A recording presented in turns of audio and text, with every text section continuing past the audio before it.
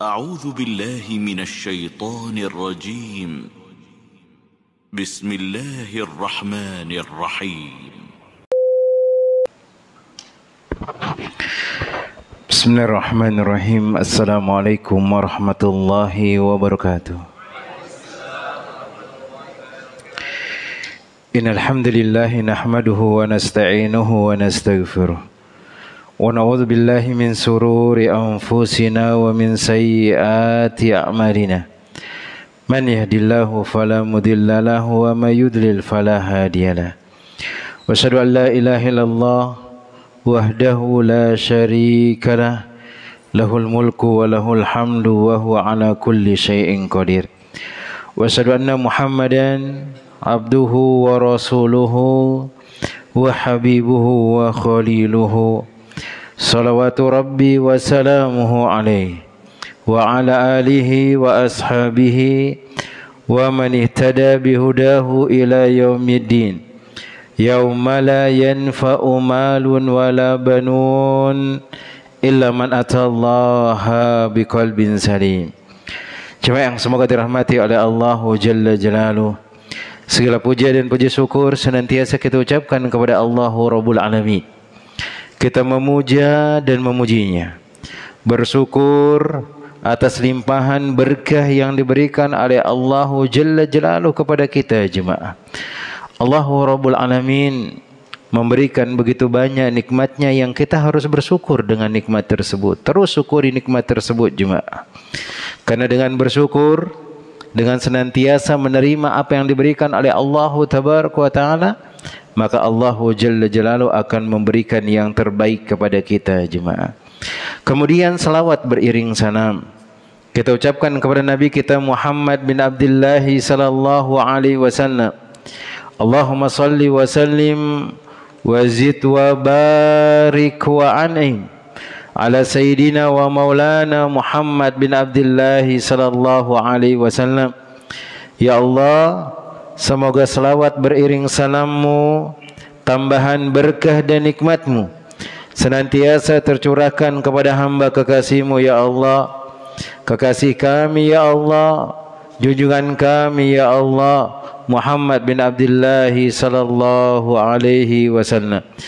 Jemaah yang semoga dirahmati oleh Allah Tabaraka wa Ta'ala.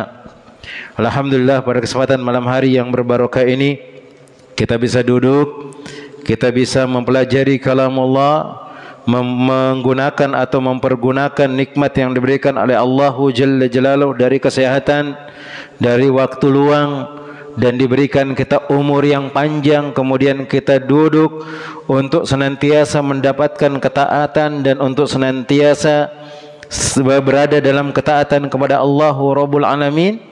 Maka itu diantara tanda-tanda bahwasanya kita adalah orang yang dicintai oleh Allah Rabbul Alamin. Maka berbahagia dengan hal tersebut.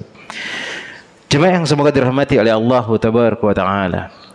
Dalam bab yang telah lewat yang kita bahas, bahwasanya Rasulullah sallallahu alaihi wasallam atau disebutkan di sini oleh Al-Imam An-Nawawi Asy-Syafi'i rahimahullahu taala dalam kitabnya Riyadhus Shalihin, beliau menjelaskan bahwasanya jalan-jalan kebaikan itu banyak. Jalan-jalan kebaikan itu banyak. Walaupun mungkin umur kita sudah tua, kemudian kita sudah lemah untuk melakukan, tidak seperti orang-orang yang muda, atau mungkin kita enggak ada harta yang bisa kita keluarkan untuk berinfak di jalan Allah Rabbul Alamin. Maka Rasulullah sallallahu alaihi wasallam ngajarin kita amalan yang amalan kebaikan itu sangat banyak sekali. Di antaranya dengan menolong orang, bahkan ada yang dijamin masuk surga karena dia memotong ranting yang dikhawatirkan nanti akan mengganggu orang yang jalan, bahkan menggeser gangguan yang ada di pinggir jalan. Banyak amalan-amalan seperti itu.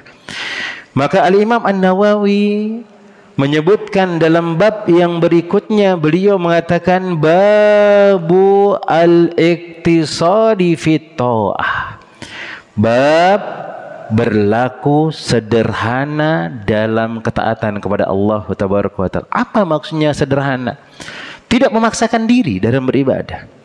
Maka ini yang pernah disebutkan oleh Nabi sallallahu alaihi wasallam, beliau mengatakan, "Ma nahaitukum anhu fajtanibu Wa ma amartukum bihi fa'tu minhu mastata'tu. Apa yang aku larang dari kalian itu tinggalkan semuanya. Tapi apa yang aku perintahkan dari ketaatan, kerjakan sesuai dengan kemampuan kalian. Jangan paksa diri kalian. Maka beliau setelah menjelaskan jalan-jalan kebaikan itu banyak, beliau mengatakan harus sederhana dalam mengerjakan ketaatan, tidak meremehkan dan tidak berlebih-lebihan. Cukup yang sesuai diajarkan oleh Nabi SAW. Kalau memang kita cuma bisa mengerjakan sholat malam 3 rakaat, itu dulu kerjakan. Jangan paksa diri langsung mengerjakan 11, jangan sampai 13, ada yang 15 sampai 21 dia kerjakan. Akhirnya 2 hari 3 hari setelah itu ditinggalkan.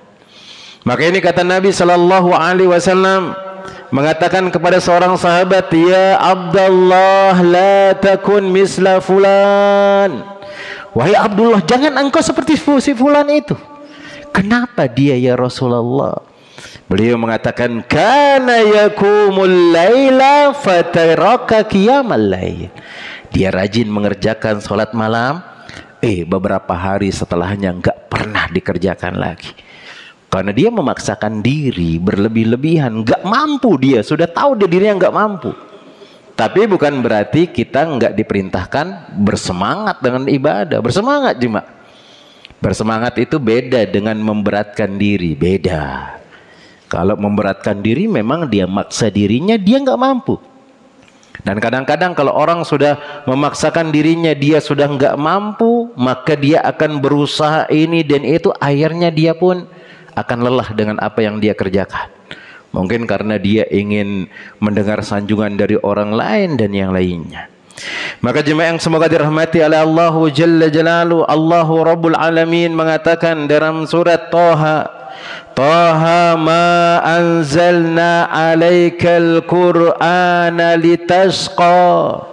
Kami tidaklah menurunkan Al-Quran itu kepadamu agar kamu jadi susahlah. Allah menurunkan Al-Quran itu supaya kita ini mudah dan terjaga. Bahkan disebutkan oleh para ulama, di antaranya Syekh Abdurrahman bin Nasir As-Sa'di dalam kitabnya tentang masalah Qawaid Al-Fiqhiyah, beliau mengatakan agama itu datang untuk memberikan kemudahan dan bahkan untuk menjaga kita dari kerusakan. Itu fungsi agama. Kalau enggak ada syariat dari Allah Jalla Jalaluhu, hancur kita jemaah, enggak karuan kehidupan kita. Walaupun terkadang jiwa ini menyukai sesuatu yang bahkan nggak boleh dalam syariat Islam. Seandainya itu dibolehkan, perzinahan dibolehkan, zina, kemudian minum khamr, ngerampok dan yang lainnya, maka sungguh agama Islam atau sungguh kehidupan manusia ini tidak akan menjadi benar jemaah. Kemudian Allah Jalla Jalaluhu pun menyebutkan yang dalam ayat yang lainnya, yuridullahu bikumul yusra wa la yuridu bikumul usra. Allah menginginkan untuk kalian itu kemudahan dan tidak menginginkan untuk kalian itu kesusahan. Maka jemaah yang semoga dirahmati oleh Allah Tabaraka wa Ta'ala, dalam ayat ini, maka di sini Allah Jalla Jalaluhu mengajarkan kepada kita bahwasanya agama Islam itu dibangun atas dasar memberikan kemudahan. Tapi jangan mencari-cari kemudahan. Diberikan kita kemudahan, tapi jangan mencari-cari kemudahan. Karena ternyata dalam syariat Islam itu jemaah disebutkan oleh para ulama, tatabbu'ur rukhas, mencari-cari keringanan dalam syariat Islam itu akan terkumpul dalam diri seseorang itu keburukan semuanya. Kalau antum nyari-nyari, pasti akan dapat sesuatu yang antum cari. Contoh misalnya zina. Ada ulama yang membolehkan zina, tapi ulama yang mana? Ulama yang buruk.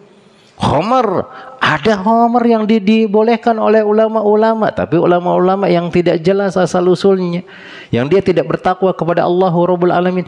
Kalau antum nyari-nyari keringanan dalam syariat Islam, mencari ini, kemudian mengatakan, oh ulama ini mengatakan ini boleh, oh ulama ini mengatakan boleh, maka kata para ulama Ahlus Sunnah wal Jamaah, faqad ijtama'a syarru kullu, maka akan kumpul pada dirinya itu keburukan. Allah Jalla Jalaluhu memberikan kita kemudahan itu bukan untuk kita mencari apa yang diharamkan oleh Allah supaya kita cari, supaya kita bisa melakukan hal tersebut. Kemudian dalam ayat ini pula Allahu Rabbul Alamin menganjurkan kita untuk bersikap sederhana, yaitu pertengahan dari sikap gulu, kemudian dari sikap tafrid, yaitu meremehkan. Kemudian disebutkan oleh Al-Imam An-Nawawi hadis yang pertama dari bab ini atau hadis yang ke-142. Maka beliau mengatakan, wa an Aisyah radhiyallahu taala anha, dari Aisyah radhiyallahu taala anha, anna Nabiy sallallahu alaihi wasallam, bahwasanya Nabi sallallahu alaihi wasallam dakhala alaiha wa indaha imra'atun. Beliau masuk ke rumahnya Aisyah, bertemu dengan Aisyah. Ternyata di sampingnya Aisyah itu ada seorang perempuan. Qala, maka Nabi mengatakan, man hadhihi, siapa ini? Maka Aisyah radhiyallahu taala anha mengatakan, hadhihi fulana tadhkuru min salatiha. Dia mengatakan dia adalah fulana. Dia menceritakan tentang banyak tentang masalah dalam solatnya.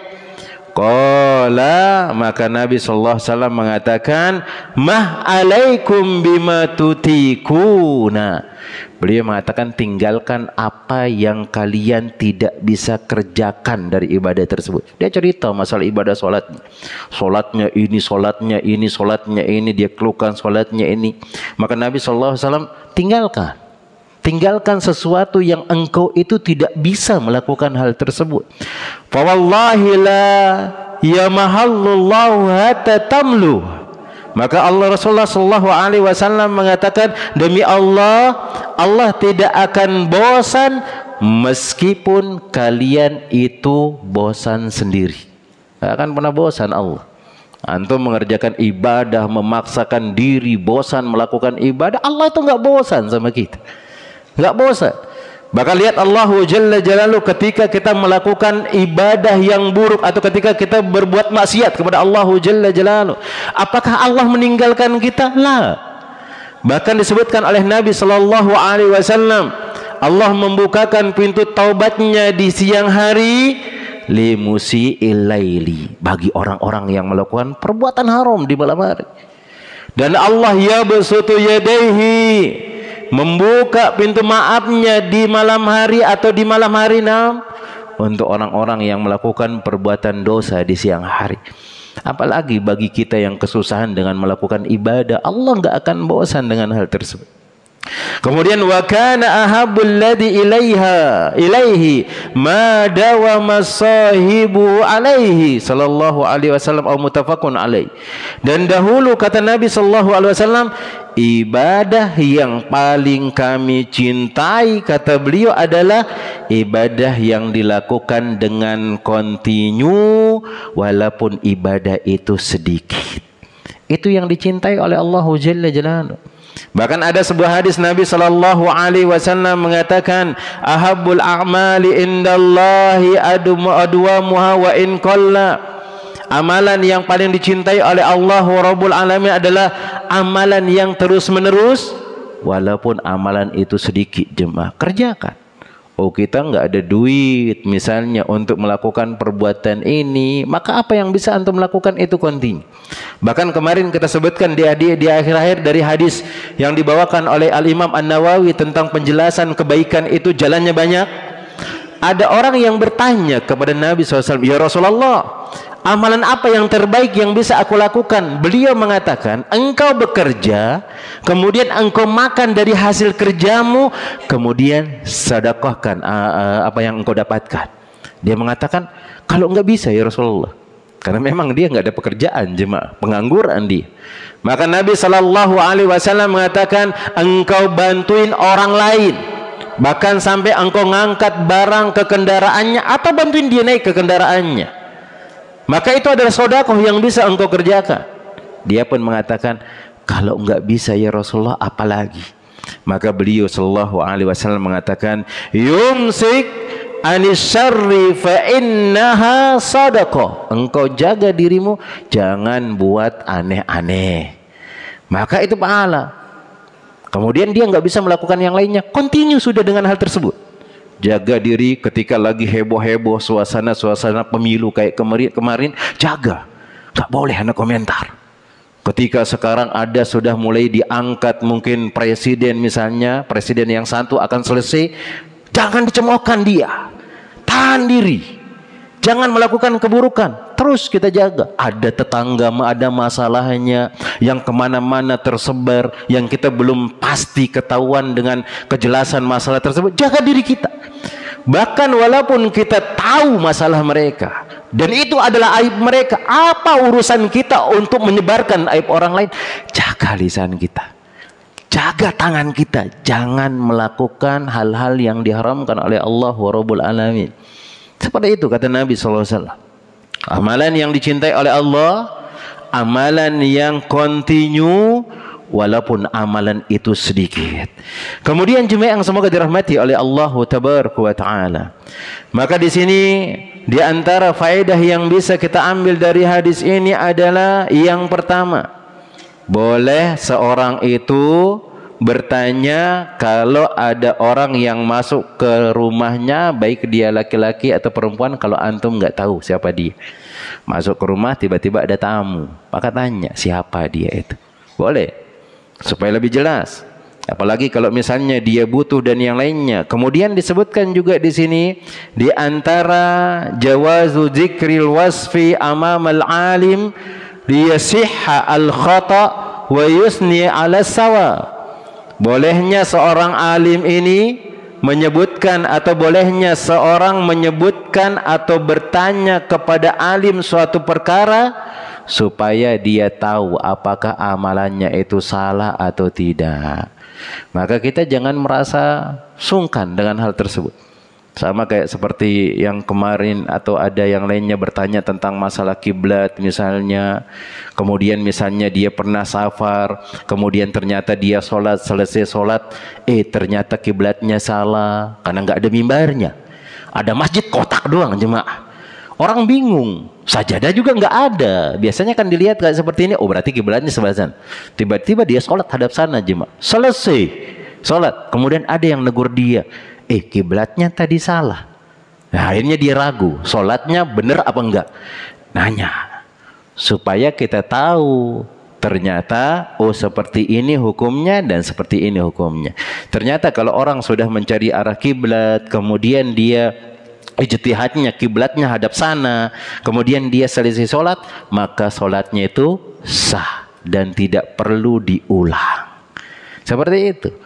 Maka seorang itu jangan malu dia untuk bertanya kepada orang yang faham dengan hal tersebut supaya bisa membenarkan apa yang salah dari pekerjaan yang dia lakukan dan yang lainnya. Sebagaimana seorang perempuan ini, dia datang kepada Aisyah radhiyallahu taala anha, dia bertanya tentang salat, dia bertanya tentang ini, tentang ini. Kemudian Nabi SAW mengatakan, tinggalkan kalau engkau enggak mampu dengan hal tersebut. Jangan paksakan diri engkau. Jangan membuat diri engkau itu merasa susah dengan hal tersebut. Kemudian di sini beliau juga menyebutkan taghyirul munkar yakunu alal ilmi bihi min qadri ala taghyirihi. Maka boleh seorang itu mengingkari kemungkaran ketika dia mengetahui hal tersebut mungkar, tapi sesuai dengan kadar yang bisa dia kerjakan. Jangan yang lainnya. Contoh misalnya ketika kita mengetahui perbuatan ini adalah mungkar, maka nasihati. Cuman cara nasihatinya yang bagus. Kalau tidak bisa dengan menggunakan tangan, karena memang kita nggak ada kekuasaan dengan hal tersebut, dengan lisan. Kalau nggak bisa, maka dengan mengingkari dengan hati dan yang lainnya. Kemudian yang berikutnya, la yajuzu ta'khirul bayan an waqtil hajah. Tidak boleh orang mengakhirkan penjelasan dari waktu yang dibutuhkan. Maksudnya kalau ada memang yang nanya kita tentang hal yang sangat penting, kemudian kita bisa dengan hal tersebut, maka silahkan kasih tahu apa hukumnya ini dan yang lainnya. Naam, Allah ta'ala alam bisawab. Kemudian yang berikutnya jemaah yang semoga dirahmati oleh Allah Jalla Jalaluhu, hadis yang ke-143. atau hadis yang kedua dari bab ini.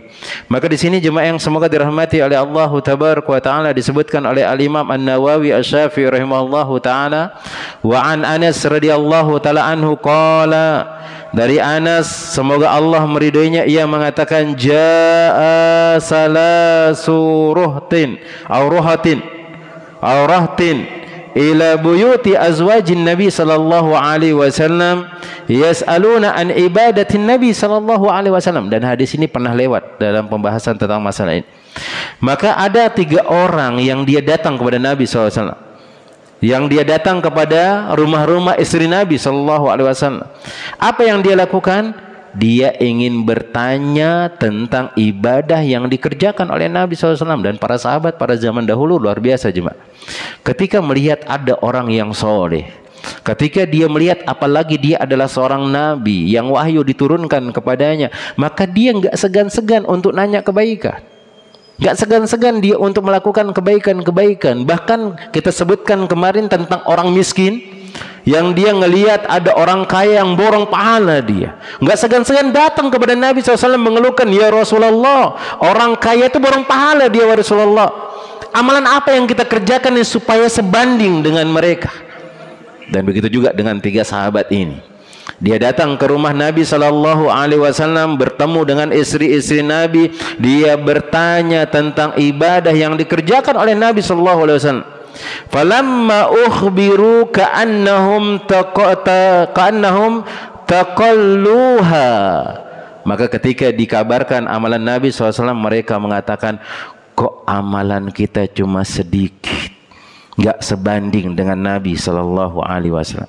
Wa qalu aina nahnu minan Nabi sallallahu alaihi wasallam, di mana kita dengan Nabi sallallahu alaihi wasallam? Qad ghufira lahu ma taqaddama min dzanbihi wa ma ta'akhkhar. Nabi sallallahu alaihi wasallam sudah diampuni dosanya yang telah lalu dan yang akan datang. Kok kita nggak ada apa-apanya amalan kita? Seperti itu sahabat luar biasa mencontoh Nabi SAW. Maka di antara yang dianjurkan dalam agama Islam itu, kalau melihat orang yang lebih bertakwa itu semangat. Dan ini di antara cara untuk mensyukuri nikmat. Kalau masalah dunia lihat yang di bawah. Tapi kalau masalah akhirat lihat yang di atas. Jangan sampai mengatakan yang penting kan kita sholat, yang lain nggak sholat. Maka jangan seperti itu. Salah kita. Kan yang salah itu yang nggak sholat. Masa kita sholat salah? Ya kalau enggak jelas tuntunannya, enggak sesuai dengan tuntunan Nabi SAW, sia-sia. Apa yang bisa kita akan dapatkan dari ibadah kalau ibadah kita tidak benar? Maka para sahabat seperti itu, melihat orang yang istimewa, dia datang kemudian bertanya. Kemudian apa yang terjadi? Qala ahaduhum, salah satu dari mereka mengatakan, wa amma ana fa usallil laila abadan. Adapun aku, setelah melihat amalan Nabi luar biasa ini, aku akan sholat malam seterusnya dan nggak akan pernah tidur. Dia mau sholat malam terus, nggak akan pernah tidur. Ya mungkin paginya atau siangnya atau sorenya tidur sebentar, tapi kalau untuk malam hari enggak. Dia gunakan untuk sholat, selesai isya dia sholat. Apakah boleh? Boleh. Sholat mutlak boleh jemaah, walaupun nggak ada ketentuan waktunya. Itu namanya sholat sunnah mutlak, boleh. Antum selesai isya, antum sholat sampai subuh datang boleh. Tapi nggak ada ketentuan rakaatnya. Maqudirolahu, apa yang ditakdirkan oleh Allah Jalla Jalaluh, itu sholat mutlak. Lagi capek misalnya, supaya dimudahkan oleh Allah Tabaraka wa Ta'ala, sholat. Yang penting jangan di waktu-waktu yang terlarang. Mana dia? Ketika matahari terbit sampai meninggi 1 tombak, ketika matahari pas di atas kepala, kemudian yang ketiga ketika matahari hendak terbenam. Ini nggak boleh. Dalilnya mana membolehkan hal tersebut? Nabi sallallahu alaihi wasallam lagi bekerja dengan para sahabat, melakukan rutinitas dunia. Apa kata Nabi SAW kepada Bilal? Ya Bilal, kum fa'arihna bisolat. Wahai Bilal, sudah penat kita sama dunia ini Bilal. Ayo, bangun, senangkan kita dengan sholat. Bangun, iqamat Bilal. Kemudian Nabi SAW mengerjakan sholat jemaah. Itu untuk membuat beliau senang. Ternyata sholat itu membuat orang senang jemaah. Tapi kalau kita ya enggak jemaah. Tambah sholat kita tambah stres juga jemaah. Nah, karena memang ya keimanan kita seperti itu jemaah. Dan itu memang harus kita jaga. Kemudian yang satunya pun mengatakan, Wa ana asumud dahra abadan wala uftir. Aku akan berpuasa terus, bertahun-tahun terus aku akan puasa dan enggak akan pernah berpuasa dan enggak akan pernah berbuka. Wa qala al-akhar wa ana a'tazilun nisaa fala atazawwaj abadan. Dan aku akan meninggalkan perempuan dan aku tidak akan pernah menikah dengan perempuan. Dan kalau antum perhatikan 3 amalan ini nyiksa diri. Jelas, bangun tengah malam itu full. Setelah maghrib ini nggak tidur-tidur sampai tengah malam, teleran tuh. Coba aja. Kemudian antum puasa nggak pernah buka-buka juga, ya paling dia mungkin mana dia? Nggak berbuka, cuma dia mau makan apa berarti? Atau mungkin dia berbuka sekedar air saja kayaknya. Mati juga dia. Kemudian dia nggak nikah-nikah. Dan dia cuma mengerjakan ibadah yang biasa-biasa saja, nggak disibukkan dengan yang lainnya. Stres juga dia, karena manusia punya syahwat. Bahkan Nabi SAW mengatakan, diri kita ini ada hak yang harus kita tunaikan. Jangan zalim. Tubuh kita butuh istirahat. Engkau jangan zalim dengan hal tersebut. Kasihkan dia makan, kasihkan dia tidur dan yang lainnya. Kemudian setelah selesai mereka mengatakan hal tersebut, faja'a Rasulullah sallallahu alaihi wasallam ilaihi. Nabi SAW mendatangi mereka. Faqala, beliau mengatakan, antumul ladzi kultum kada wa kada. Apakah engkau yang mengatakan seperti ini dan seperti ini? Amma ana wallahi inni la akhsyakum lillah wa atqakum lahu. Adapun saya, demi Allah, kata Nabi SAW, aku adalah orang yang paling takut kepada Allah Jalla Jalaluhu. Aku adalah orang yang paling bertakwa kepada Allah Rabbul Alamin. Lakini asumu wa uftir. Akan tetapi aku berpuasa dan aku berbuka. Wa usalli wa arkut. Aku salat dan aku tidur. Wa atazawwajun nisa. Dan aku menikahi perempuan. Kemudian Nabi SAW mengatakan, faman ragiba an sunnati falaysa minni. Barang siapa yang dia benci dengan sunnahku, dia melebihi apa yang aku ajarkan dan menyiksa dirinya, berarti dia enggak ngikutin jalan hidup Nabi SAW. Maka dia bukan umatku. Maka kalau ada orang dia puasa 7 hari enggak buka puasa, dia enggak pernah diajarkan seperti itu oleh Nabi SAW. Gak pernah diajarkan seperti itu, maka dia menyelisih sunnah Nabi, jalan kehidupan Nabi SAW. Dia melakukan ini, kemudian dia mengatakan, ada loh orang-orang sekarang itu yang masya Allah lebih pintar daripada Nabi SAW. Yang dia mengatakan kayaknya Nabi ini melakukan hal seperti ini, mungkin dia lupa, atau mungkin yang lainnya. Hanya dia mendahului Nabi SAW mengerjakan hal tersebut daripada yang lainnya. Maka itu juga mengkhianati Nabi SAW dan tidak mengikuti jalan hidup Nabi SAW. Maka kalau engkau mencari jalan yang lain selain sunnahku atau jalan hidupku, kata Nabi, maka kalian bukanlah termasuk golongan-golonganku. Dan ini adalah amalan-amalan yang akan membuat dirinya tersiksa, jemaah. Maka di antara faedah yang bisa diambil dari hadis ini, yang pertama adalah al-istihbab tatabbu ahwalil ulama ar-rabbaniyin li ta'sibihim.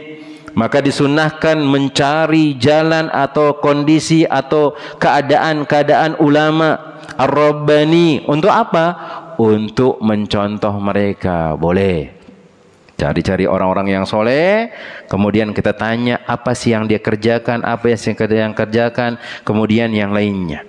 Kemudian wa min za'mi ala amali salih wahtaju ilaihi idharuhu wa ammar riya lam yakun dzalika mamnu'an. Kemudian di sini dibolehkan juga kita untuk apa?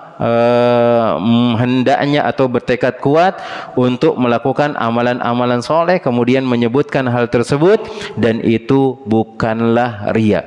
Misalnya antum mengatakan sama teman-teman, insyaallah nanti ana pengen terus kalau ada rezeki mau nyumbang di masjid ini, mau bertekad kuat dia nyumbang, maka itu bukan riya.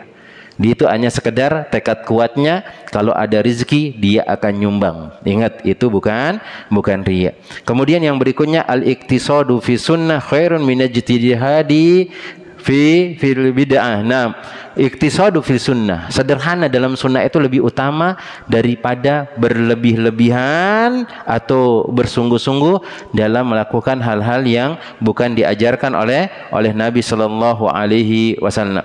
Kemudian di sini juga hirsu ashabin Nabi sallallahu alaihi wasallam ala azdiyadi minal ibadati wa ta'ah. Kesemangat para sahabat untuk menambah amalan-amalan mereka dan ketaatan mereka kepada Allah tabaraka wa taala. Kemudian di sini juga di antara amalan-amalan yang dilarang oleh Nabi SAW, di antaranya yang pertama dia berpuasa 1 tahun, kemudian dia tidak berbuka, kemudian dia bangun tengah malam, kemudian dia tidak tidur, kemudian juga yang berikutnya dia tidak mau menikah dengan perempuan.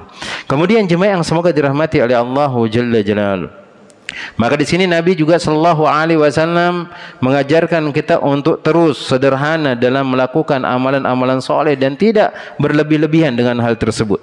Sebagaimana yang disebutkan oleh Ibnu Mas'ud radhiyallahu taala anhu, bahwasanya Nabi sallallahu alaihi wasallam mengatakan halaka al-mutanatti'una, qalaha salasa, halaka al-mutanatti'una, halaka al-mutanatti'una. Nabi sallallahu alaihi wasallam mengatakan binasalah orang-orang yang berlebih-lebihan. Binasalah orang-orang yang berlebih-lebihan dalam melakukan amalan-amalan soleh. Maka di sini hadis ini bisa kita ambil pelajaran dari hal tersebut, bahwasanya larangan untuk mempersulit diri dalam masalah agama karena akan mengakibatkan kerusakan baik masalah dunia dan akhirat kita. Maka enggak boleh. Asyiddatu la ta'ti bi khairin, asyiddah la ta'ti bi khairin. Bahwasanya membuat diri itu terpaksa atau membebani diri dalam kebaikan itu tidaklah mendatangkan kebaikan, maka itu tidaklah mendatangkan kebaikan. Kemudian al-Islamu din al-tawassut wal i'tidal fi aqwali wal afal. Bahwasanya agama Islam itu adalah agama pertengahan, yang dia pertengahan dalam ucapan dan pertengahan pula dalam mengerjakan perbuatannya.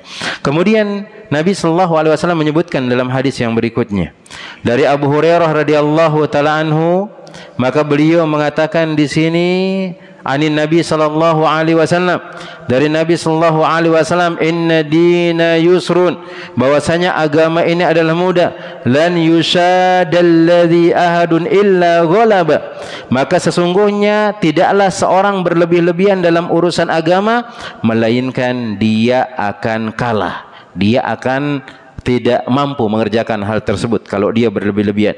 Fasaddidu wa qaribu wa abshiru. Maka Nabi sallallahu alaihi wasallam mengatakan, maka hendaklah kalian melakukan yang seharusnya, kemudian berusahalah mendekatinya dan bergembira.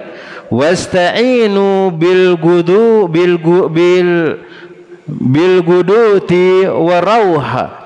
Kemudian hendaknya kalian menggunakan, memanfaatkan waktu pagi dan waktu sore kalian, wa syai'in minad duljah. Kemudian beliau mengatakan dan sebagian dari malam hari.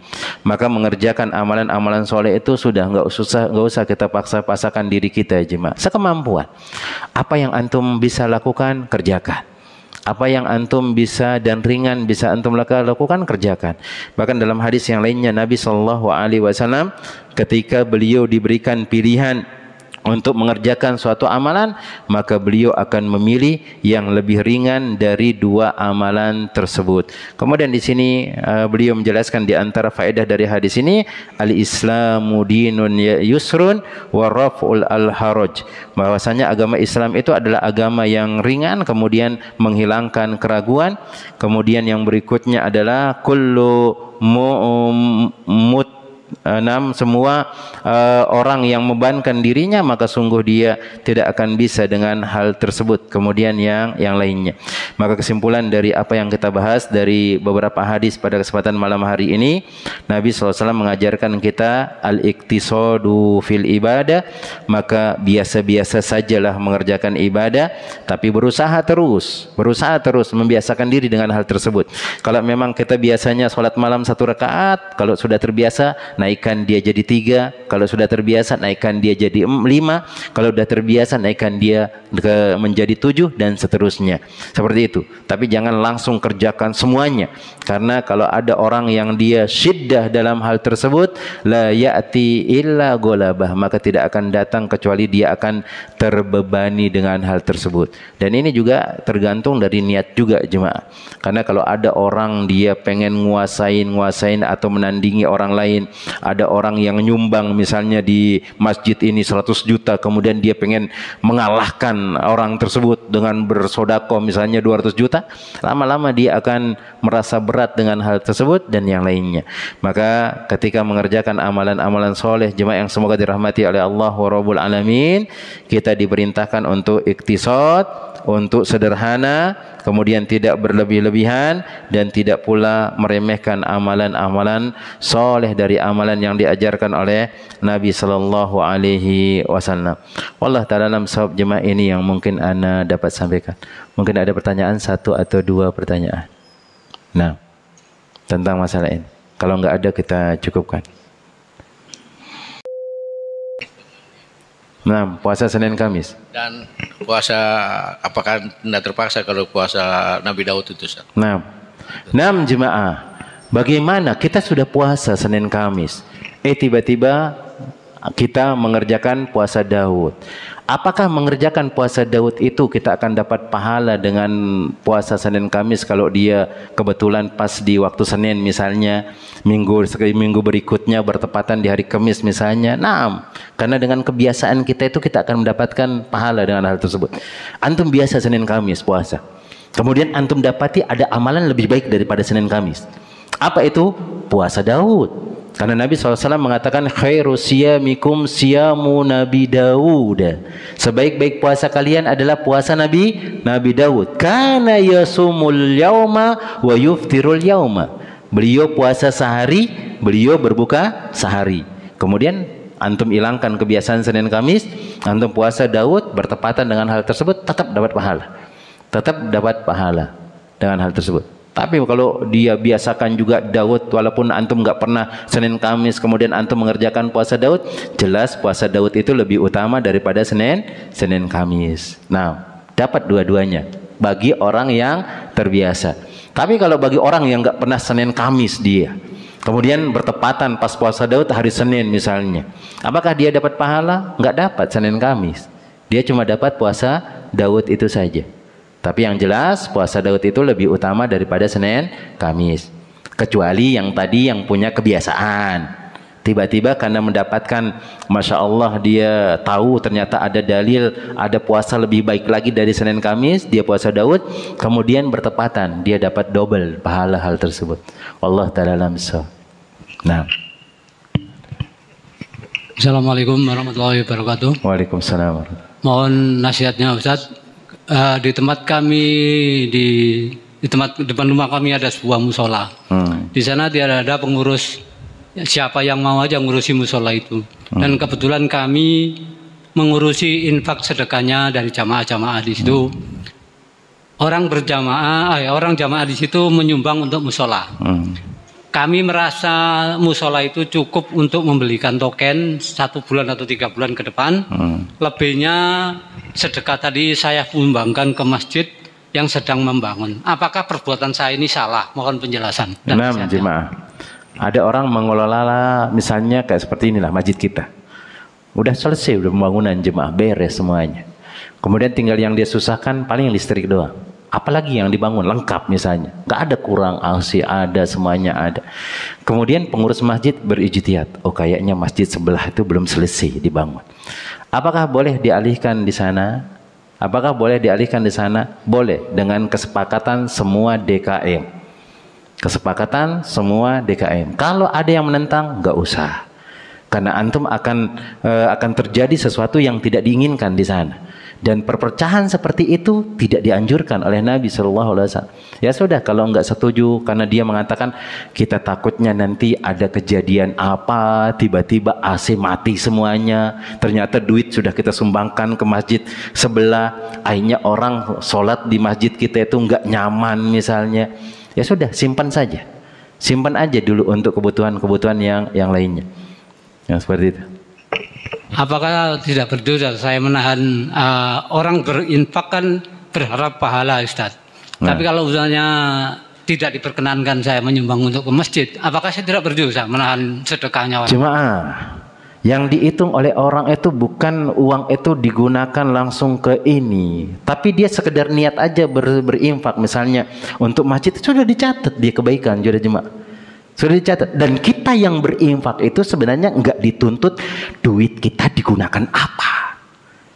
Duit kita digunakan apa? Kalau antum cari kayak gitu kayaknya enggak jadi berinfak antum. Dan wallahi enggak jadi berinfak. Ada orang nyumbang bangun untuk pagar masjid. Bangun pagar masjid. Ternyata duit itu kalau antum cari-cari dibuat beli kopi jemaah. Sama gorengan. Benar jemaah.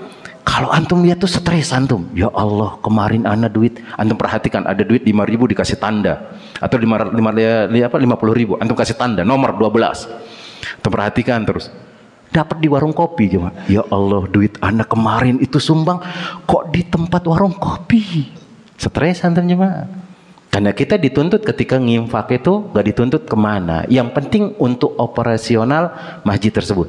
Ternyata digunakan untuk apa misalnya beli token listrik dan dia dapat pahala karena membantu orang ibadah di sana dan seterusnya jemaah. Dan itu kita tidak nahan keinginan orang berinfak, enggak, karena suatu hari kita akan gunakan hal tersebut untuk kemakmuran masjid. Duitnya sampai 1 miliar, walaupun 1 miliar jemaah. Mungkin kelihatannya jemaahnya banyak, ya sudah, antum ada peluasan. Contoh misalnya nanti kalau ada pengajian antum beli air minum, orang minum dengan hal tersebut boleh.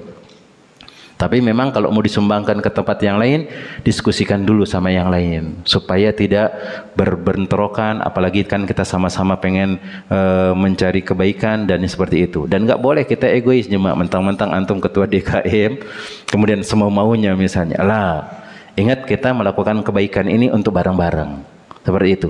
Maka pentingnya bermusyawarah. Tapi kalau semuanya sepakat, bismillah. Ya sudah, duit kita terlalu banyak ini. Di samping sana ada saudara-saudara kita yang mau bangun masjid dan di sana digunakan untuk talim dan yang lainnya. Ayo kita pindahkan ke sana. Di pondok juga seperti itu, jemaah. Di pondok seperti itu. Walaupun tetap tahap pembangunan. Kita juga buat sumbangan untuk pondok. Kemarin sempat kebanyakan jemaah, kebanyakan. Akhirnya kita buat cabang di Lombok. Udah selesai, sudah ya cabang yang di Lombok itu. TK-nya udah ada di sana. Dari pondok dialihkan ke sana. Walaupun kita masih butuh untuk membangun yang lain karena pondok terus tetap membangun dan itu juga nggak jadi masalah jemaah. Dan ya kesepakatan dari pimpinan dan yang lainnya dan nggak ada masalah, alhamdulillah nggak ada masalah. Karena memang yang kita khawatirkan jangan gara-gara hal tersebut yang satu akan seperti ini saling menghina, akhirnya bentrok ini ujung-ujungnya masalah uang kas, berantem jemaah. Ada pondok kita masya Allah jemaah yang kenal agama pengajian gara-gara uang kas jemaah. Satu nggak setuju, akhirnya ya sudah pecah jadi dua.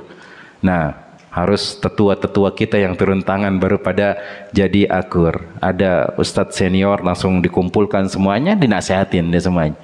Akhirnya selesai masalah. Nah, Allah Ta'ala dalam ada, cukup. Nah. Ustaz, sering sekali saya mendengar subhat tentang ambil baiknya, buang buruknya. Mohon penjelasannya Ustaz. Apa? Ambil baiknya, buang buruknya. Ambil baiknya, buang buruknya. Iya, kalau antum paham agama dan paham untuk penggunaannya, boleh. Ambil baiknya, buang buruknya. Bagus, ucapan tersebut bagus. Bahkan ada orang mengatakan, walaupun ucapan itu, kalau itu baik, walaupun dari mulut anjing itu diambil, katanya. Diambil. Yang lainnya jangan di ini. Iya, kalau antum paham dengan hal tersebut. Tapi kalau kayak kita yang baru-baru belajar, subhatnya aneh-aneh, jangan.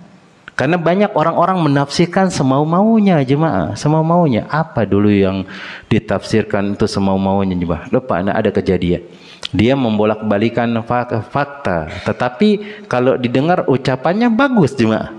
Kalau sekedar kita dengar ucapan bagus, karena kita nggak tahu dengan dalil-dalil yang lainnya. Tapi kalau kita tahu, akhirnya kita nggak akan mengerjakannya dan yang lainnya. Contoh misalnya, kayak seperti orang mungkin apa ya? Ya kayak antum pernah mungkin dulu Ini yang tua-tua kayaknya pernah nonton film Zorro jemaah.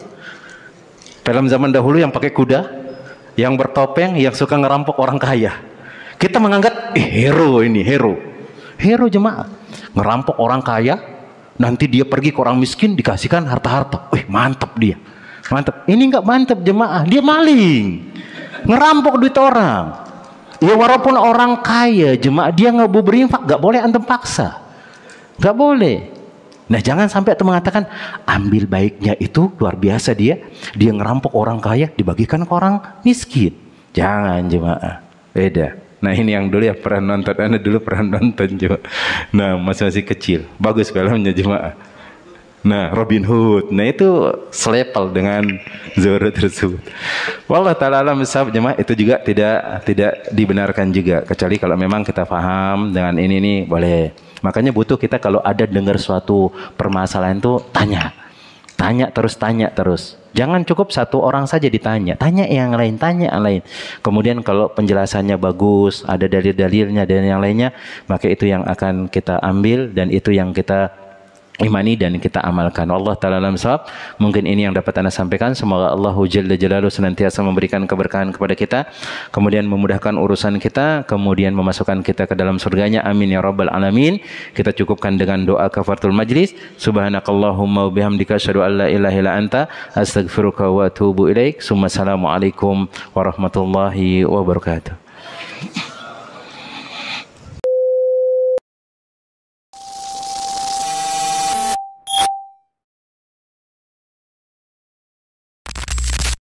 أعوذ بالله من الشيطان الرجيم. بسم الله الرحمن الرحيم.